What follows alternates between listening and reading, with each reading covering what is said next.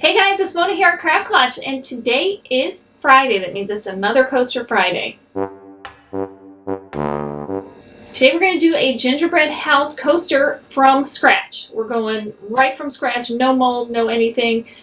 We're going to see how it works out. For this gingerbread house coaster, I'm starting with construction paper. Very thin construction paper. This is the stuff that you probably used in kindergarten, and we're breaking it out again today. And I'm just going to freehand my cut because I don't think things have to be perfect. Some of you may feel very differently about that.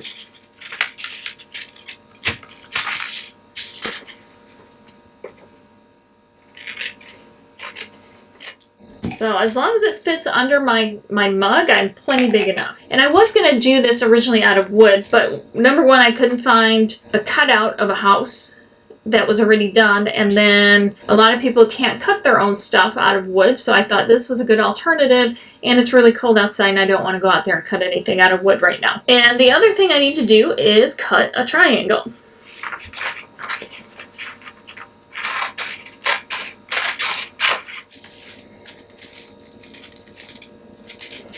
Okay, so there is the basis of our gingerbread house, a triangle and a square. Now what I'm going to do is I've got my paintbrush and I have my Mod Podge.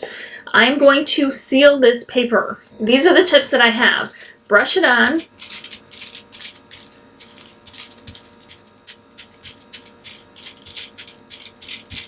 And it's going to curl. Just know that it's going to curl.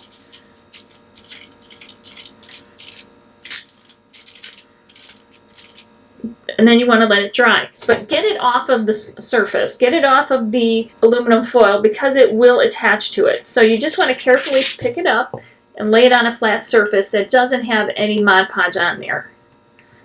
Because obviously you're going over the edge and you've now sealed it to the aluminum foil, and you don't want that to happen. So I just want to make sure it's laying flat. And I've only done the one side so far.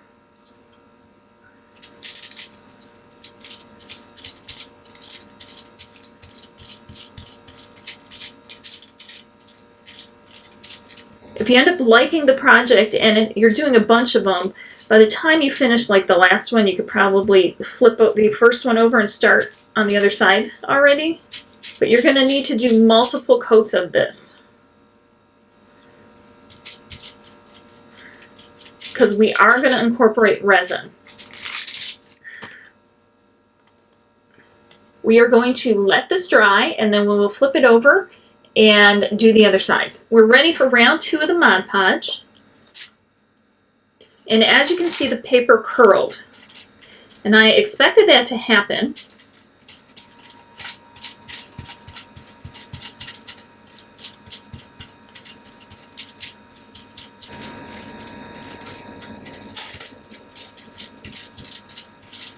Okay, now we did the other side. And we'll peel it up. Put it back on our plate, and hopefully it will stay flat.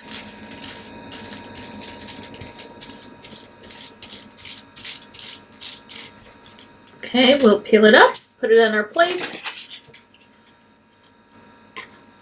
We will set it aside to dry again. Here are the 2 pieces for our gingerbread house, and all we have to do is kind of put them together. And if any of you are going to ask me if you could have cut just the shape of a house instead of the triangle and the square, yes, you absolutely could have.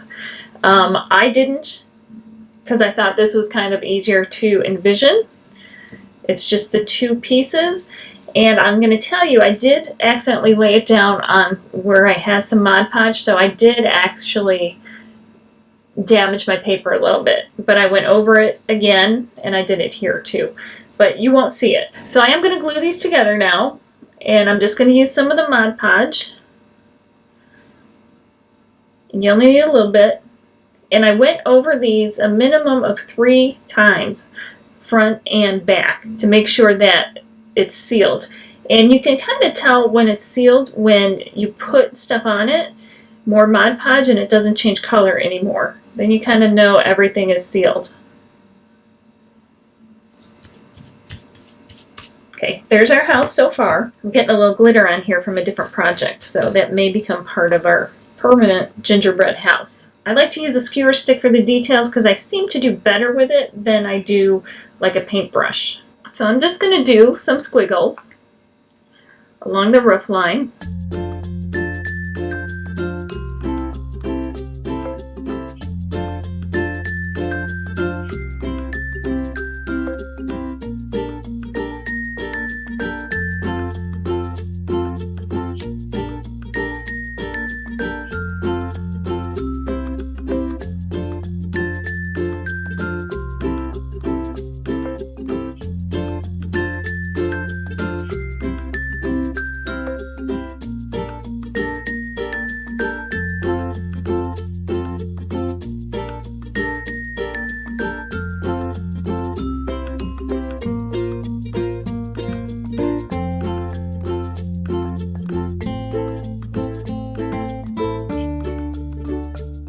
Now I'm going to let this dry and we'll come back and put resin over it. I have the gingerbread house laying on a silicone mat. Here's the back and all its imperfections, and here is the front. I just want it to lay flat on a surface that it won't stick to in case stuff runs over, which I suspect it will, and I'm okay if it does. I've mixed my resin and I'm pouring it on and just moving it around. This doesn't need to be thick, but it needs to cover every bit of it. And if it goes over the edge, I'm not worried about it because it'll be thin enough where we can just trim it with scissors as long as we do it early enough.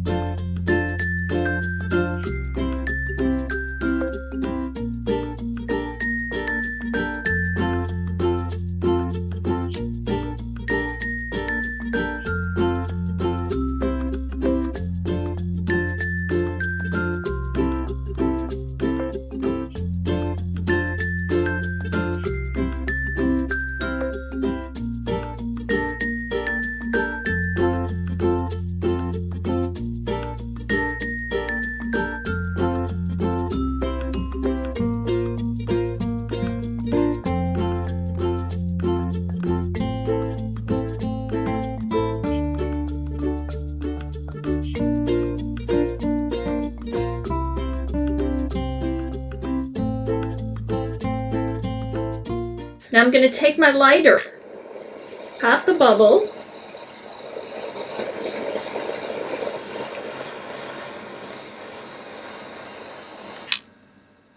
and I'm going to let this sit a minimum of 12 hours before I try to peel it off. I'll come back a couple more times to pop the bubbles, and then that'll be it. If you do have a place where it has come up off the side, just go ahead and use either your stir stick, a skewer stick, and just go ahead and just thin it out a little bit because it'll be easier later to deal with. Now if you find that it's pulling away from the edges, which I'm seeing a little bit, I'm going to make sure I get enough on the edges.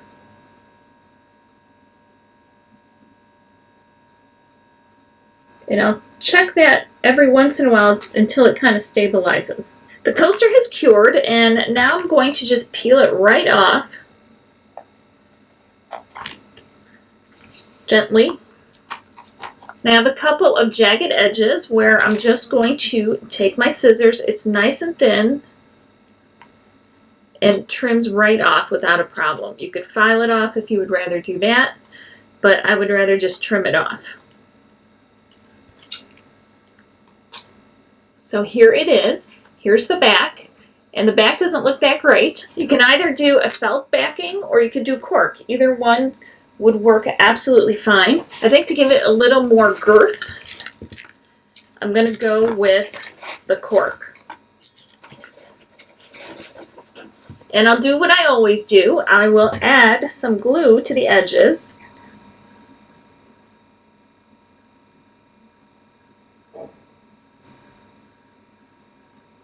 And I like to do a little glue around the edges just because it will keep it from peeling off in the long term. It is a sticky backing on here, but I don't know how permanent it would be in the long term as it gets wet and stuff gets spilled on it. So it's optional, it's just what I like to do. Now the only thing, this is kind of curly, so if you can uncurl it, great. And if you can't, That's okay. I mean, this is still a little bit bendy, and we just don't want it to bend permanently. So just squeeze it on there, just like this.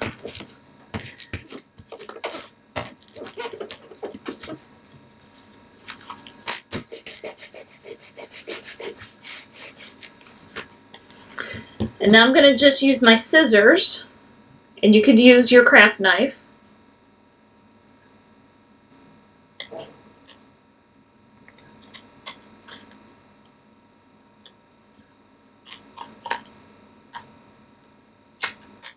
And trim it.